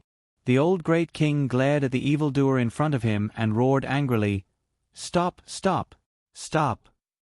"The great king still hasn't given the order?" Old Wu said with a smile, "Your daughter is about to be naked. Looking at this figure, it seems not bad. It's just right to reward my 2 subordinates." He he. The 2 subordinates who were making a move immediately became lustful when they heard that. They raised their hands and pinched Emily's body. Ah! Emily squatted on the ground with all her might to shrink herself, as if she wanted to shrink into a hole and never pop her head out again.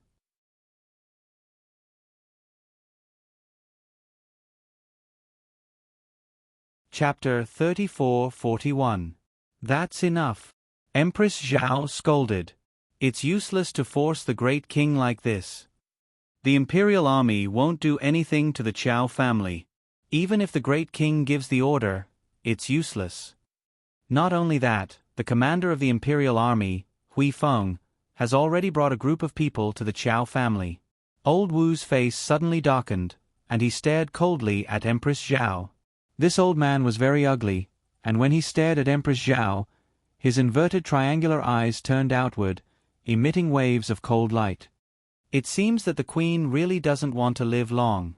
Seeing 2 subordinates boldly reaching out to grab the queen, the Empress Dowager suddenly flashed and slapped out with her palm. This slap landed on old Wu's subordinate unexpectedly, and he was shaken back a few steps. That person immediately flew into a rage out of humiliation. With a backhand, he forcefully swept his palm across and landed on the Empress Dowager's shoulder. The Empress Dowager was knocked back several steps. With a bang, her back hit the lattice door frame. "Empress Dowager, Mou cried out. Empress Dowager Meng suddenly coughed up blood, and the great king was frightened and rushed over. Together with Empress Zhao, he quickly reached out to support the Empress Dowager. Mother! The two of them called out in unison, and looked at the Empress Dowager worriedly. It's all right. Empress Dowager Meng waved her hand and looked angrily at old Wu. You don't have to threaten His Majesty anymore. The Queen is right. The commander of the Imperial Army, Hui Feng, will definitely choose to protect the Qiao family in the face of a great enemy. Commander Hui only listens to the Crown Prince.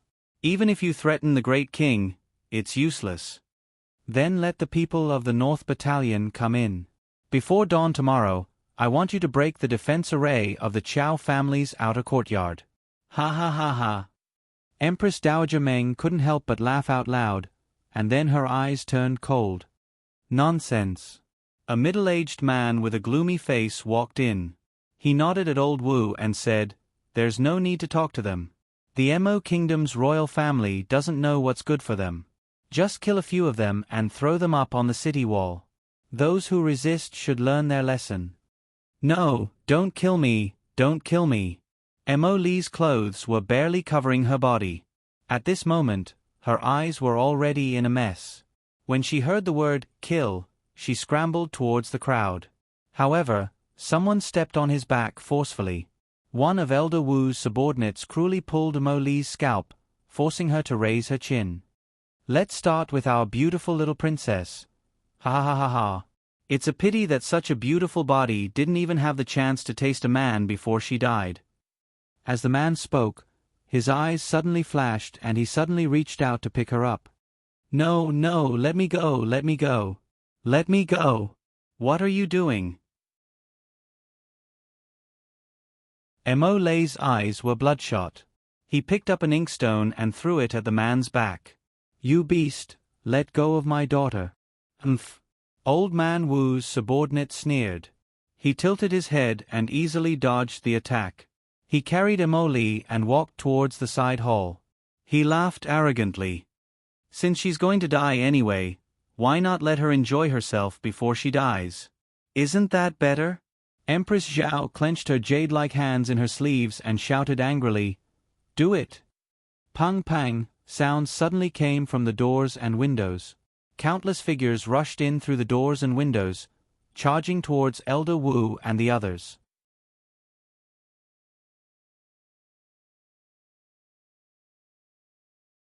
Chapter 34-42. That gloomy middle-aged man harumphed coldly before laughing out loud. What use is the counterattack of ants? With a flick of his sleeve, he flung a dozen royal guards flying out and heavily flung them against the doors and windows. With several booms, even the gorgeous wall on one side of the palace was pushed down. The group of royal guards were smashed until their heads bled, but they still managed to prop themselves up and pounce at Elder Wu and that gloomy middle-aged man again. Elder Wu's two subordinates were also forced to join the fray. They didn't seem to exert much strength, but a group of low-level minor mystic cultivators was knocked down. Everyone fell to the ground with their heads bleeding, but no one uttered a sound. Queen Dowager Meng and Empress Zhao also immediately joined the battle. Even with Queen Dowager Meng's peak level, 14 cultivation, she still wasn't Elder Wu's match. Thus, it could be said that the addition of Empress Zhao and the others was truly only a drop in the bucket. A bunch of ants actually dare to resist? That gloomy middle-aged man sneered. He lifted a royal guard and snapped his neck with one hand before flinging him out heavily. The corpse crashed at the feet of concubine Shi and the others, eliciting terrified sobs and howls. At this time, noble Lady Ying had already crawled up from the ground. She forcefully shoved a delicate royal concubine beside her and coldly said, What's the use of crying? Wipe your tears and watch carefully. You didn't work hard enough, so you're being slaughtered like ants. Royal Father, Royal Mother, this son has come too late to save you. Two uneven shouts came from outside the palace, accompanied by the shouts of the soldiers. Mo Li's complexion paled. Noble consort Lin, who had originally been maintaining her composure, also couldn't help but cry. Stupid son, what are you doing here? Third Prince Mo Tang and Second Prince Mo Lu simultaneously kicked away some of the rubble in front of the palace gates and quickly walked in with a group of soldiers. Lu Fei, who was on the verge of collapse, nearly fainted. She had the same idea as noble consort Lin. It was good that her son wasn't in the palace and hadn't been captured. It would be best if her son was quick-witted enough to escape as far as possible. It would be best if he could escape the Mo Kingdom capital and never return. From the looks of it, the Mo family would not be able to escape this calamity for the next 2 days. But now... Imperial Mother. Mo Lu hurriedly reached out to support his mother. The fourth Princess Mo Shuang at the side also stopped making a fuss today. She cried out while weeping, "Second brother, what are you doing here? Aren't you sending a sheep to the tiger's den by coming here? It won't help at all." Mo Lu said in a deep voice, "All of you are in this palace, how can third brother and I not come?" In the past, when there were no external enemies, it was fine for his own people to fight and scheme against each other. However, it was different now. Now that his entire family was in the hands of others, if they did not rush over to save them, then they would be too unworthy of being sons. At this moment, Mo Lei was already in tears. He nodded and said, "Good, good. Today, we, father and son, wife and children, mother and family, will live and die together once again. Ha ha ha ha ha." Thump, thump. As they spoke, that gloomy middle-aged man, together with Elder Wu and his 2 subordinates, had already taken care of all the imperial guards. The group of soldiers that Mo Lu and Mo Tang had brought were also barely holding on. They retreated step by step in defeat along with the second prince and third prince's group, protecting Mo Kingdom's great king and his royal concubines as they simultaneously retreated into the main hall. Queen Dowager Meng was injured, her complexion somewhat pale.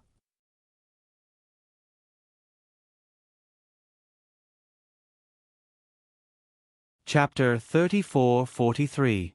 Empress Zhao gasped for breath as she reached out to support her. Grief welled up in her heart and she couldn't help but say, "Mumuhu, Chenxia isn't afraid of death, but it's a pity that I won't be able to see my son again before I die." Empress Dowager Meng thought of the delicate couple and couldn't help but tear up. She nodded repeatedly, "It seems that we're going to die here today." "You're so young, yet you're not afraid of death. What do I, an old woman, have to fear?" Empress Dowager Meng couldn't help but sigh. At the same time, Mo Yu had already seized an opportunity to drag back the unconscious Mo Li who was rolling on the ground. She looked back and quickly tore apart the pink curtain that had fallen to the side. She forcefully tore off 2 pieces and wrapped Mo Li's naked body. "Mo Li, Mo Li." She gently shook her twice. Mo Li suddenly opened her eyes and revealed a frightened expression. She waved her hands and screamed, "No, no, no, don't catch me, don't catch me." "Mo Li, it's okay, Mo Li." "Eighth sister." Mo Li couldn't help but burst into tears when she saw that it was Mo Yu who was holding her. "You've been wronged." Mo Yu bit her lips and tightly hugged her trembling body. "Eighth sister, are we all going to die here today? Crown Prince Gige won't come to save us, right? Crown Prince Gige is too far away from us." Mo Yu tightly held her hands and said, "Perhaps he hasn't received the news of our death yet. But don't be afraid. Our family is together. Even if we die, there's no need to be afraid." Mo Li curled up in her arms and couldn't help but cry. She was really, really scared. At this moment, she couldn't help but blame the Chow family in her heart. If it weren't for these people who wanted to catch the Chow family but couldn't break through the Chow family's barrier and catch them, how could they cause so much trouble and harm others? Truly a group of evil spirits. In her opinion, the Chow family should stand up themselves to prevent this disaster from continuing. If the Chow family still had the slightest bit of conscience, they would not have allowed these evil people to barge into the palace and threaten their royal family while they hid in their turtle shell like nothing had happened. Mo Yu helped Mo Li, who was wrapped in a curtain, to sit down at the side. He didn't know that this 10th sister already hated the entire Chow family. Concubine, she hurriedly walked over and reached out to support her daughter. However, before her fingers could even touch Mo Li's arm, Mo Li swung her hand away. Concubine, she looked with astonishment at her daughter who had a frosty expression. For a moment, she was speechless. Emily glared at Concubine she with resentment. Don't think that she didn't see it just now. When she was caught by that lecher and was about to take her away, her mother didn't dare to come out to save her at all. She just blindly hid in the crowd. Her courage was even less than Empress Zhao's. At the most critical moment, Empress Zhao, who had always been strict with this group of concubine daughters, came out to save her. However, her biological mother couldn't help at all. Emily, just now, Mufei was. Concubine she's lips trembled and she couldn't speak. What should she say? Should she say that she didn't dare to save her daughter because of the situation? Or should she say that she was afraid and couldn't wait to hide? How could she care about her daughter's life and death? Emily turned and walked behind Empress Dowager Meng and Empress Zhao.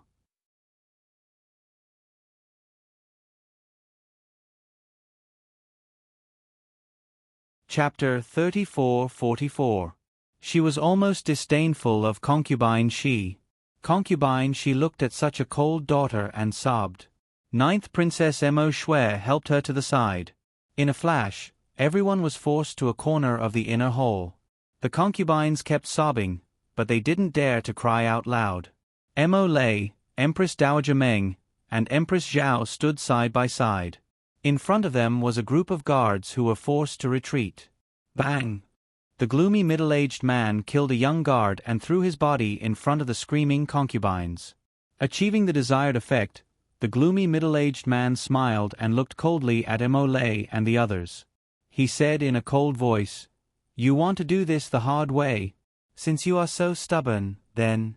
He reached out and grabbed Empress Zhao's neck with his fingers spread open. Mo Lei's expression changed and he cried out, "Queen!" Just as he reached out to resist, he was swatted away by the other's palm.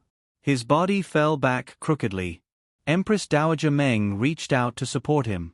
She took a breath and sent out a burst of mystic energy towards that person's hands. She tried to save Empress Zhao. But at this moment, Old Wu suddenly attacked. He punched Empress Dowager Meng's right hand. Everyone heard the sound of the Empress Dowager's arm breaking. In an instant, Empress Dowager Meng's right arm fell down. Empress Dowager! Empress Dowager! Mother Empress! Everyone cried out involuntarily in fear. The group of young guards were even more fearless as they pounced forward, wanting to stop the violent Old Wu. However, to Old Wu, these people were nothing more than a group of insignificant dust particles. Old Wu roared, "Mantis trying to stop a chariot." He kicked away a young guard who was hugging his leg. The child was kicked away and hit a pillar heavily. He spat out a mouthful of blood. Old Wu grabbed Empress Dowager Meng's injured hand and squeezed it tightly. The Empress Dowager's face was pale and cold sweat poured down, but she didn't even make a sound. She just looked at him coldly. "Today, if I die, the entire Mo kingdom will die. It doesn't matter if everyone dies, but in the future, our fate will be the fate of your entire family." Empress Dowager Meng's eyes were like a pair of cold souls under the ice and snow. It was so cold that Senior Wu couldn't help but shiver. Old Wu sneered and grabbed Empress Dowager Meng by the neck. "Is that so?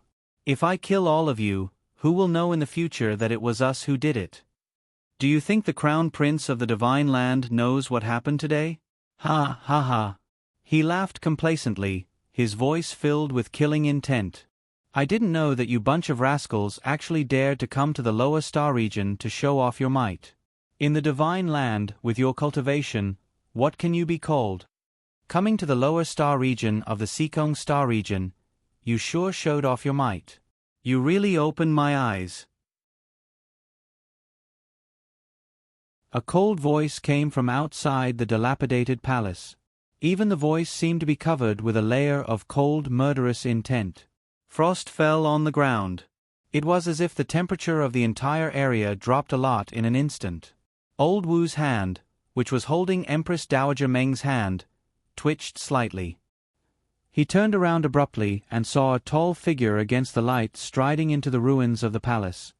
Just 4 level 10 spiritual masters, coming to the lower star region to show off their might.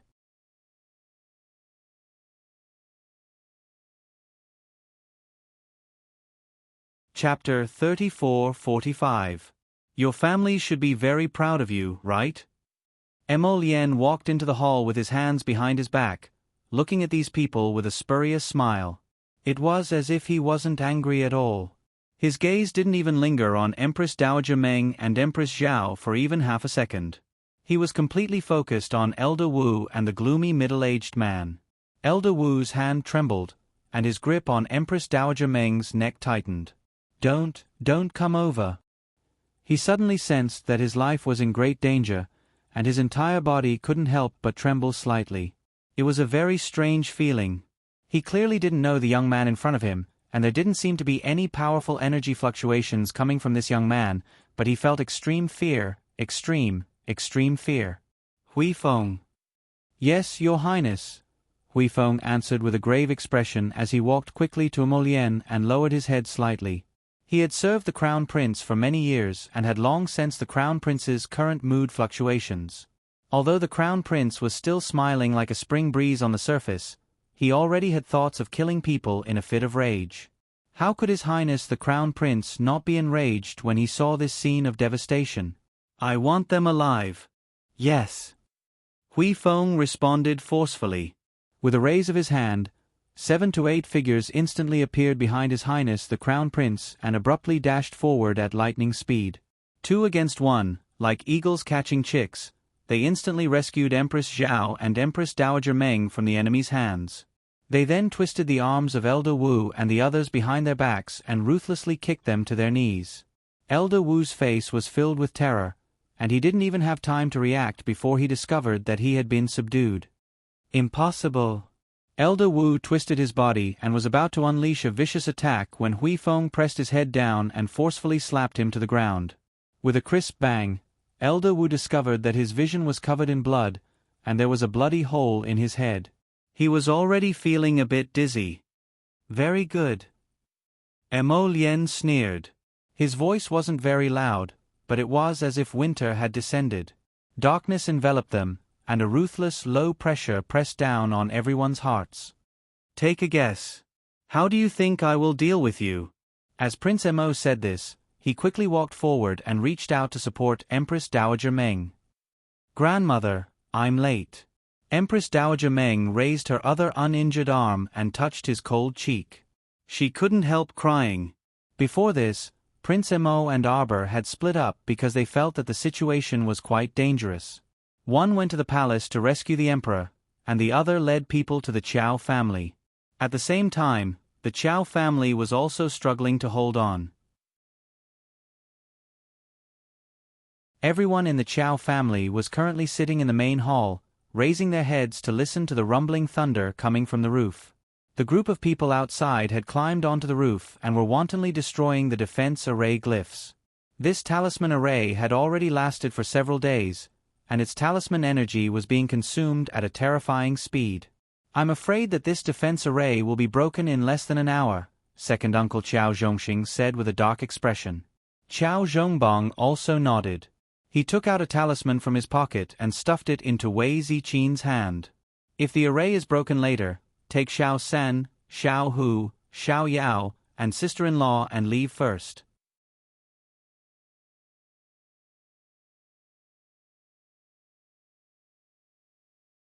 Chapter 34-46. Madame Ran immediately jumps up from the chair. No. I won't leave. Be good. Qiao Zhongxing sighs and pats the back of his wife's hand to comfort her. You and sister-in-law, take the children and leave first. Father. Qiao Hu anxiously calls out, I. Qiao Zhongxing glares at his son. You won't even listen to your father's words. No, father. Enough. Qiao Zhongxing lovingly looks at his son and pats him on the shoulder, saying, Your wife is pregnant, so it's inconvenient for her to move around. You have to take care of her nearby. Your uncle and I will be fine, don't worry. Bang! A loud sound comes from above, and Qiao Hu seems to feel a burst of fine sand falling down in front of his eyes. The roof is about to be broken open. Bang! Suddenly, a human face appears above the roof. It shakes slightly and then disappears. Everyone heard the sound of arrows flying in the air from outside. Ding ding dong dong. Many of the arrows even nailed to their doors and windows. Uncle Chow, are you okay? The 12th prince is here. Wei Ziqin slightly tightens her hand holding her youngest son, and the expression in her eyes suddenly changes as she looks at Qiao Zhongbong. Qiao Zhongbong also hurriedly shouts, 12th prince, why are you here again? Didn't I tell you to go back to the palace? Quickly go back to the palace.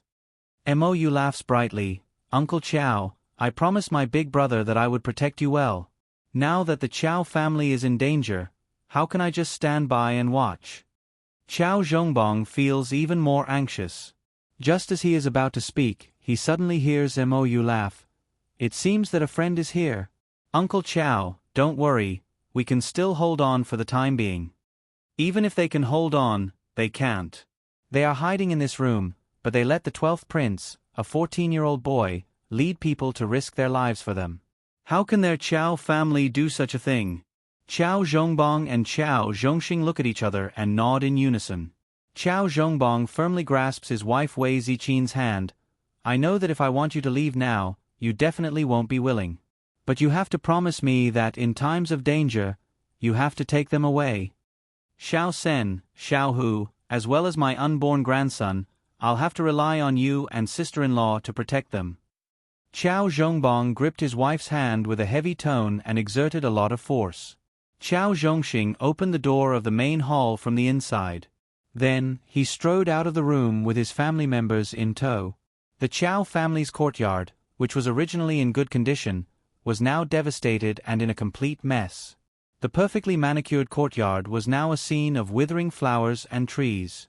Wei Ziqin gritted her teeth as she looked at the scene in front of her with heartache. Mother, I'm scared. Qiao Sen held his mother's hand tightly, his black eyes wide open. Who are they? Bandits. Wei Ziqin looked coldly at the dozen or so strangers who appeared in front of them. It was these dozen or so people who had turned the entire Marquis of Jieyuan's residence into a mess. Ah, Marquis Qiao, Madam Qiao, you are finally willing to show yourselves. The 12th prince ran over with a group of guards, shielding Qiao Zhongbong's group behind him. He wiped his sweat and said, Why did you come out? Qiao Zhongbong chuckled bitterly. How can we let you all stay outside and bitterly endure for us while you do nothing? Don't worry, Commander Hui brought several thousand people outside. If it really doesn't work, we will use the human wave tactic.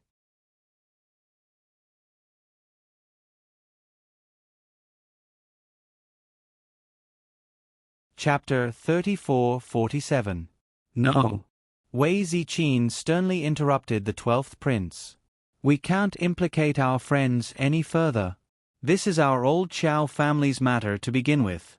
We are well aware of what these people want. Don't they just want to capture us and use us to threaten my daughter? Heh. Wei Ziqin sneered, although I'm just a woman, I'm not afraid of death. As she said this, she secretly stuffed the transportation talisman into Madame Nei Ren's hands. Madame Nei Ren's entire body stiffened. She only felt that the hand Wei Ziqin was holding her hand was frighteningly hot. Sister-in-law wanted to share life and death with Big Brother? She wanted her to take the children and run first? We don't need to know who you are. Wei Ziqin gazed coldly at the dozen or so experts in front of her and said indifferently, You only need to remember one thing. However we die today, you and your families will definitely be 100 times, 1,000 times, 10,000 times more miserable than us in the future. Shut up. The middle-aged man in the lead shouted furiously. He raised his hand and swept it at Wei Ziqin's face.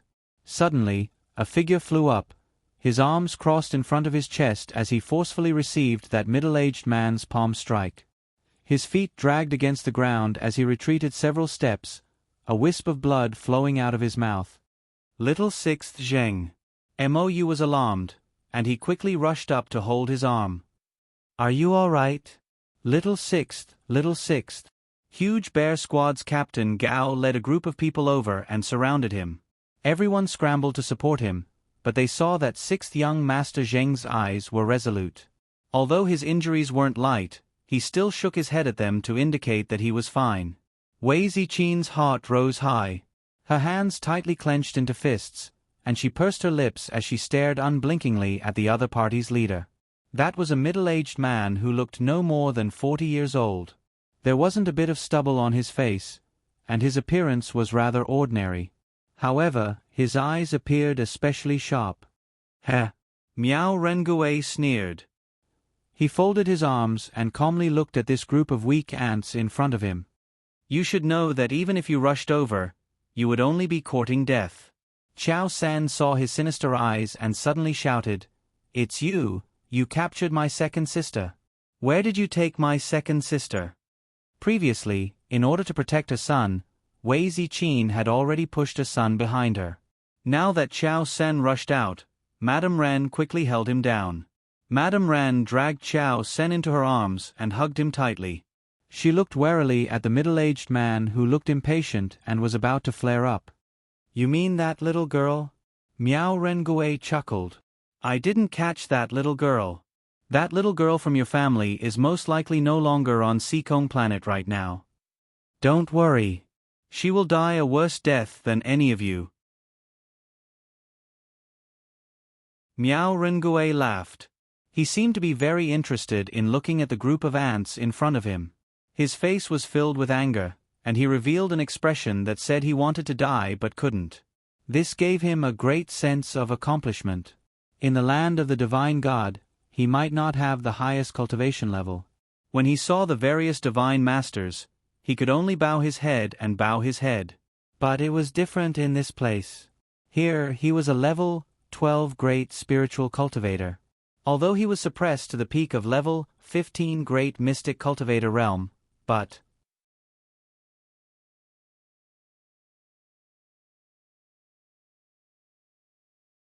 Chapter 34-48. Dealing with these ants in front of him was a piece of cake. It was definitely more than enough to deal with them. Moreover, he had a spirit beast. With a wave of his hand, Miao Rengue released a giant dog emitting hot flames all over its body. As soon as this thing was released, it bared its eerie fangs at the Qiao family and let out a loud roar. Qiao San widened his dark eyes in horror, and he abruptly buried his head in Second Aunt Ren's embrace. Madame Ran also subconsciously hugged him tightly, her eyes quietly suffused with horror, and she tightened her grip on the transportation talisman in her hand. The instant this blazing hound appeared, it occupied half of the Qiao family's courtyard. Its enormous body was like a giant mountain filling this courtyard. Its pair of awe-inspiring beady eyes flitted past the Qiao family and ultimately landed on the huge bear squad. Captain Gao placed one hand in front of the squad members and led them back several steps. The colossus in front of them truly exceeded everyone's expectations. Roar! That giant hound bellowed and suddenly jumped up with great speed, charging in little Six Zheng's direction to bite him. Qiao Zhongbong shouted, "You dare!" He and Qiao Zhongxing flew forward and slashed at that giant dog's tail with their swords. There was a crisp clang. The long sword in Qiao Zhongbong's hand almost flew out of his hand. The other party was a level 8 spirit beast, while they were a level 11 mystic cultivator and a level 9 body cultivator. The difference between them was simply like heaven and earth. That giant dog swept its thick tail at Qiao Zhongxing. "Second brother!" Qiao Zhongbong bellowed with reddened eyes. Faster than words could tell, Mou's tall and straight figure charged forward, grabbing second Uncle Qiao and forcefully kicking him out. Following which, he held the sword in front of his chest with both hands and used all his strength to block the large dog's tail that swept over him. Mou borrowed the force of that blazing hound's attack and flew back a dozen steps. He kicked the wall behind him before stabilizing himself and blocking that giant dog's tail. He lowered his head and saw that the sword in his hand seemed to have cracked. With a twist of his body, he came out from under the giant dog's tail. He threw away the long sword in his hand and took out another sword from his inner world. The sword light flashed and cut off a piece of broken wood in front of him. Miao Rengue narrowed his eyes and stared greedily at the sword in his hand. "Oh! A mere great mystic cultivator actually had more than one spirit tool in his inner world? As expected of the rich prince of the Mo kingdom. Mo ignored his sarcastic taunts and turned to look at little Six Zheng, only to see that the members of the huge bear squad were struggling to cope with the dog's paws. "Captain, take them away," little Six Zheng roared. "If you want to leave, then leave." "I'm not leaving." Hua Gu strode forward, nimbly dodging to the side of the dog's paw, and roared provocatively at the Inferno Hound, "Come on! Come and get me!" Roar!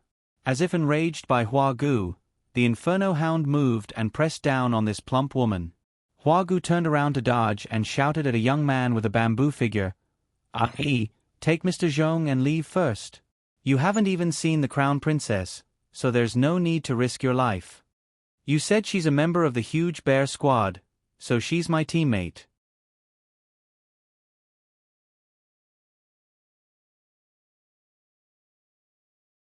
Chapter 34-49. The young man called Ai, without turning his head, suddenly reached out to block the raging flame hound's front paw. When his hand touched the flaming hound's paw, his skin made a sizzling sound. It was obvious that he was burned by the fire spirit on the raging flame hound. But he didn't even frown and calmly held the dog's paw. Suddenly, a withered vine drilled out from under his sleeve and wrapped around the raging flame hound's paw, wrapping around it. Mo turned around to glance at the young man called Ai, and there was some surprise on her face. He was actually a demonic cultivator? Demonic cultivators didn't have a good reputation among the common people, but the demonic cultivator in front of him seemed to be somewhat different. "Hey, big brothers and sisters, after this fight, you'll be my friends. If we're lucky enough to survive, we'll find a place to drink together." Black Jade laughed heartily and his laughter shook the sky.